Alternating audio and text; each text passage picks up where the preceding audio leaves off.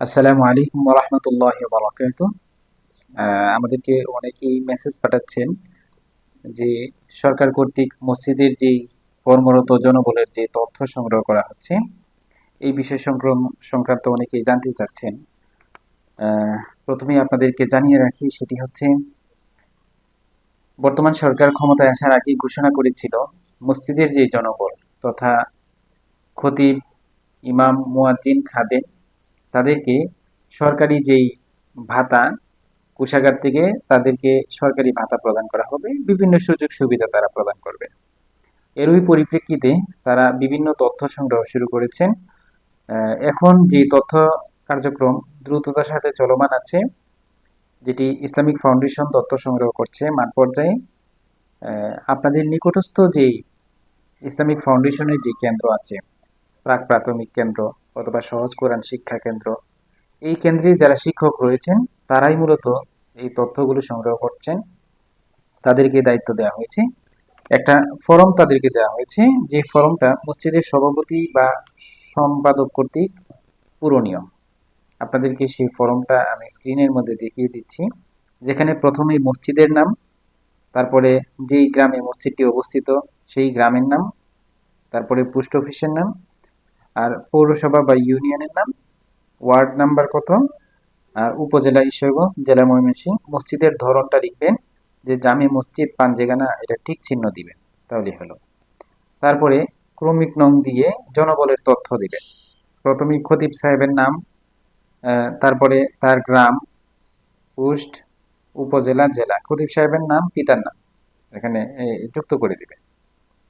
ইমামের নাম, মুয়াজ্জিনের নাম, খাদিমের নাম, এভাবে পিতার নাম সহকারে যুক্ত করবেন।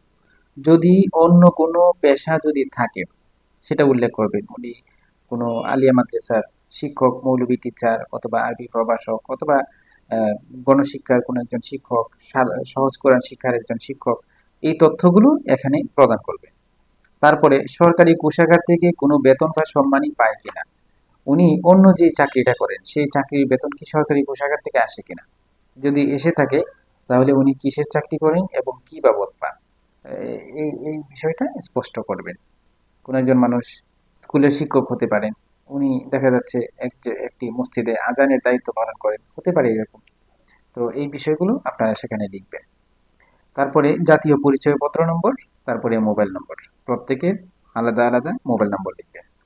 উপরোক্ত তথ্যসমূহ কম্পিউটার কম্পোজ করে A4 সাইজে প্রিন্ট করে জাতীয় পরিচয়পত্রের ফটোকপি সংযুক্ত করে ইসলামিক ফাউন্ডেশন অফিসে উপজেলা মডেল মসজিদে জমা দিতে হবে।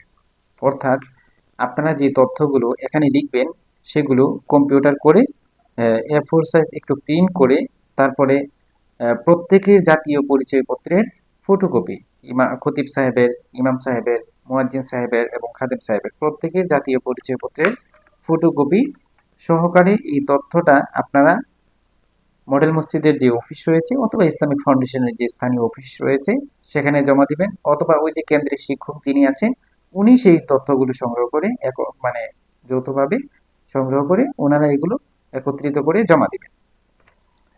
তারপরে নিচে কিছু তথ্য আছে, এগুলো হলো অফিসিয়াল প্রসিডিউর মেনটেন করে তারা সেগুলো পূরণ করবেন। সাধারণ সম্পাদকের স্বাক্ষর, এটা আপনারা মসজিদ থেকে পূরণ করে নিয়ে আসবেন। সভাপতির স্বাক্ষর, ওয়ার্ড কমিশনার বা মেম্বারের স্বাক্ষর, এটাও আপনারা পূরণ করে দিবেন।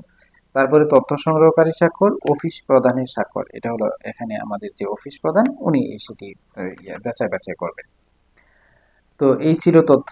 আরেকটা বিষয় হচ্ছে অনেকেই জানতে চাচ্ছেন যে কি পরিমাণ অ্যামাউন্ট সরকার দিবে। আসলে কি পরিমাণ ভাতা আমাদেরকে সুযোগ সুবিধা সরকার আমাদের ইমাম, মুয়াজ্জিন, খতিব সাহেবদের জন্য রেখেছেন, এটা এখনো তথ্য আমাদের কাছে আসেনি। এখনো তারা বাজেট পেশ করে নাই। যখন তথ্য আসবে আশা করি আপনারাও জানতে পারবেন। আবার অনেকেই প্রশ্ন পাঠাচ্ছেন যে কখন দেয়া হবে। হয়তো ঈদের আগেই দেওয়ার ব্যাপারে আমরা আশাবাদী। হয়তো তারা ঈদের আগেই দিবেন, সেই জন্য খুব দ্রুততার সাথে তথ্যগুলো সংগ্রহ করা হচ্ছে। আজকালের মধ্যে তথ্যগুলো সংগ্রহ করে 2 তারিখের মধ্যেই মন্ত্রণালয়ে পাঠাতে হবে। সেজন্য আপনারা খুব দ্রুত এগুলো পূরণ করে আপনার নিকটস্থ যারা দায়িত্বশীল রয়েছেন তাদের কাছে এগুলো পৌঁছে দিবেন। আমাদের অনেক এই তথ্যগুলো পূরণ করার দায়িত্ব হলো মসজিদ কমিটি যারা রয়েছেন তাদের। মসজিদ কমিটির এটা অন্যতম ফরিজা এবং দায়িত্ব, যে অনেক মসজিদ আছে প্রান্তিক জনগোষ্ঠীর, ওই এলাকাগুলোতে যে মসজিদগুলো আছে, দেখা যাচ্ছে মসজিদের ইমাম সাহেবের মাসিক বেতন খুবই স্বল্প, এবং সেটাও প্রত্যেক মাসে প্রদান করা হয় না। ঈদ উপলক্ষে তো তাদের জন্য কোনো বোনাসের কোনো ব্যবস্থাই থাকে না। একটা মসজিদের মধ্যে একজন মানুষই আজানের দায়িত্ব পালন করতেছে, ইমামতির দায়িত্ব পালন করতেছে, খাদেমের দায়িত্ব পালন করতেছে। এখন সরকার আমাদের জন্য একটা সুযোগ রেখেছেন যে এই পিছিয়ে পড়া মানুষগুলো, যে মানুষগুলো নিরলসভাবে একনিষ্ঠতার সাথে মসজিদের খেদমত করে আসছেন, আমাদের সমাজের মধ্যে আলোকবর্তিকা ছড়াচ্ছেন, তাদের জন্য কিছু খেদমত করার। সেজন্য আপনারা কেউ এটাকে হাতছাড়া করবেন না। খুব খুব দ্রুত সময়ের মধ্যে আপনারা এটা পূরণ করে আমাদের মডেল মসজিদে অথবা ইসলামিক ফাউন্ডেশনের যে কেন্দ্র আছে সেই কেন্দ্রে জমা দেবেন। আশা করি সকলেই বুঝতে পেরেছেন। আপনাদের যদি আরো কোনো তথ্য জানার থাকে, ইনশাআল্লাহ কমেন্ট বক্সে লিখবেন, আপনাদের সেই উত্তর দেওয়ার চেষ্টা করবো ইনশাআল্লাহ। আসসালামু আলাইকুম ওয়া রাহমাতুল্লাহি ওয়া বারাকাতুহু। সম্মানিত দর্শক, আপনাদেরকে পূর্বে যে কথাটি বলেছিলাম যে আমাদের বর্তমান সরকার ক্ষমতায় আসার আগেই ঘোষণা করেছিলেন যে মসজিদের ইমাম, খতিব, খাদেম যারা আছেন তাদেরকে তারা সরকারি ভাতার অথবা বিভিন্ন সুযোগ সুবিধার আওতায় নিয়ে আসবেন। তারই পরিপ্রেক্ষিতে বর্তমানে মসজিদের তথ্য হালনাগাদ করা হচ্ছে, ডাটাবেস তৈরি করা হচ্ছে।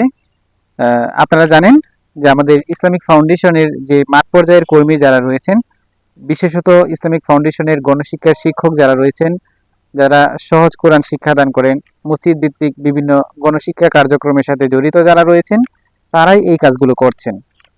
তাদেরকে অলরেডি প্রত্যেক মসজিদের জন্য আলাদা আলাদা ফরম দেওয়া হয়েছে। এই ফরমগুলো নিয়ে তারা তথ্য সংগ্রহ করবেন। আগামী 2 তারিখেই মন্ত্রণালয়ে সেগুলো জমা হবে। তার আগেই যেহেতু সংগ্রহ করতে হবে, শনিবারের ভিতরে আশা করি তারা জমা দিবেন।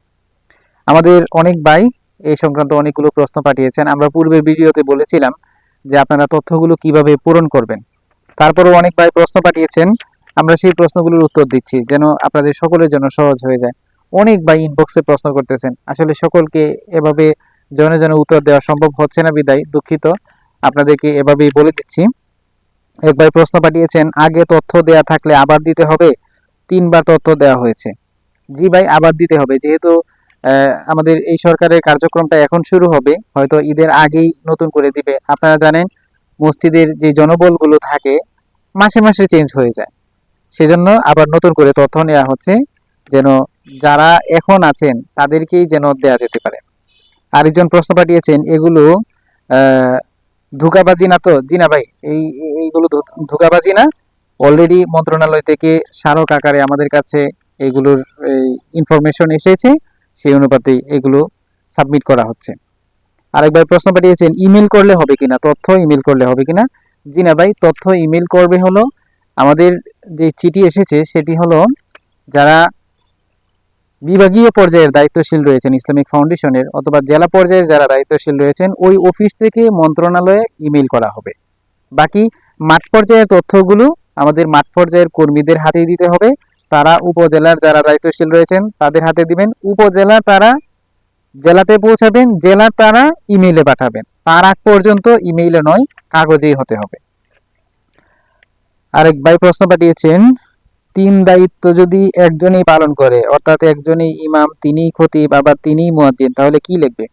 প্রিয় ভাই, সেক্ষেত্রে আমরা যেটা বলতে পারি সেটা হলো ইমাম লিখলেই মনে হয় সুন্দর হবে, কারণ ইমাম লিখলেই তার পরিচয়টা যথাযথভাবে ফুটে উঠবে। আরেকবার প্রশ্ন পাঠিয়েছেন, খতিব প্লাস ইমাম হলে কি লিখবে? খতিব প্লাস ইমাম হলেও ইমাম লেখাটাই আমার মনে হয় সুন্দর। তারপরেও খতিব প্লাস ইমাম নামের পরে এটা লিখে দিলে ভালো হবে। আর যতটুকু ধারণা সেটা হচ্ছে যে ইমামদেরকে একটু সরকার প্রায়োরিটি বেশি দিতে পারে, যত এরকম মনে হচ্ছে। আরেক ভাই প্রশ্ন পাঠিয়েছেন, যাদের এনআইডি নেই তারা কি জন্ম নিবন্ধন দিতে পারবে কিনা? জি ভাই, যাদের এনআইডি নেই তারা অবশ্যই জন্ম নিবন্ধনের ফটোকপি অথবা জন্ম নিবন্ধনের নাম্বারটা দিয়ে দিবেন। আরেক ভাই প্রশ্ন পাঠিয়েছেন যে ছবি দিতে হবে কিনা?